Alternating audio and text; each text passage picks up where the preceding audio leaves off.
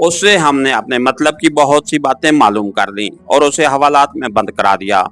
फिर उसके साथी को बुलाया, ये 2 बार का सजा याफ्ता था। उसे हमने कहा कि उसका साथी वादा माफ गवाह बनने के लिए इकबाली हो चुका है।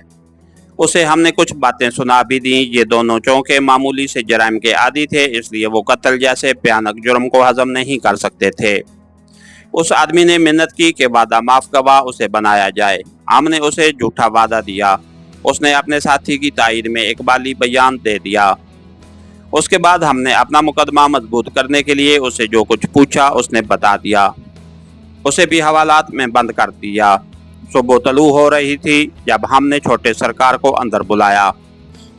उसने रात जागकर शराब के बगैर असाबी कशमकश में गुजारी थी। वो हमारे कमरे में दाखिल हुआ तो उसकी टांगें लड़खड़ा रही थीं और सर डोल रहा था।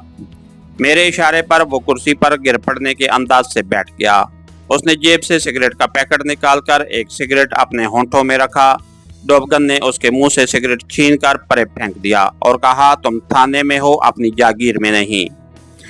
तुमने अपने 2 साथियों को हवालात में बंद होते देख लिया होगा। मैंने उसे कहा, अपना जुर्म खुद ही बयान कर दो। तुमने ये भी देख लिया होगा कि हमने थाने में उन्हीं लोगों को बुलाया है जो तुम्हारे साथ जुर्म में शरीक थे और जो लोग तुम्हारा जुर्म साबित कर चुके हैं। हमें तुम्हारे बयान की ज़रूरत नहीं। जो कहना है अदालत में कह देना और फांसी की सज़ा पा लेना। यहाँ बयान दे दोगे तो हम तुम्हें फांसी से बचा लेंगे। बयान की बजाय आप कुछ और मांगें। उसने नींद और थकन से मारी हुई आवाज़ में कहा, जितना मांगेंगे उतना नकद दूंगा। जितनी रकम थानेदार को दी है उससे दुगनी दोगे। मैंने पूछा, मंजूर है। उसकी आवाज़ में जान आ गई। उसे क्या दिया था? 5000। उस जमाने का 5000 आज के 1 लाख के बराबर था। हमें 10,000 मंजूर है, डोबगन ने कहा, लेकिन हमें ये बता दो कि तुमने ये जुर्म किस तरह किया है।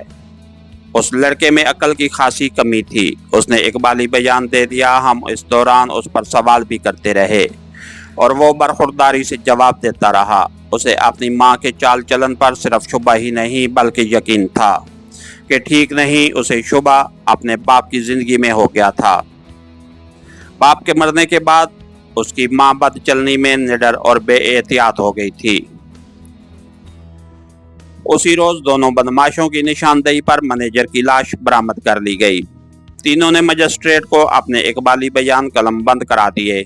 मकतूला के बेटे के चचा ने बड़ा काबिल वकील किया था, लेकिन हमने जिस मेहनत से मुकदमा तैयार किया और जो शहादत फराहम की थी उसे उसका वकील जुठला न सका। हालांकि वकील के कहने पर तीनों मुलजिम सेशन कोर्ट में अपने इकबाली बयानों से मुनहरिफ हो गए थे और हमने किसी को वादा माफ गवाह भी नहीं बनाया था। मकतूला के बेटे और उसके साथी को, जिसने मैनेजर का गला घोंटा था, सजाए मौत हुई और छोटे सरकार को उम्र कैद। सब इंस्पेक्टर महेंद्र पाल की अलग इंक्वायरी हुई। उसे नौकरी से बर्तरफ कर दिया गया। इसके साथ ही हमारी आज के एपिसोड का इख्तिताम हुआ। कहानीगर चैनल को लाइक कीजिए, सब्सक्राइब कीजिए और बेल आइकन को प्रेस कर दीजिए ताकि हर आने वाली नई वीडियो आप तक बर वक्त पहुँच सके। शुक्रिया।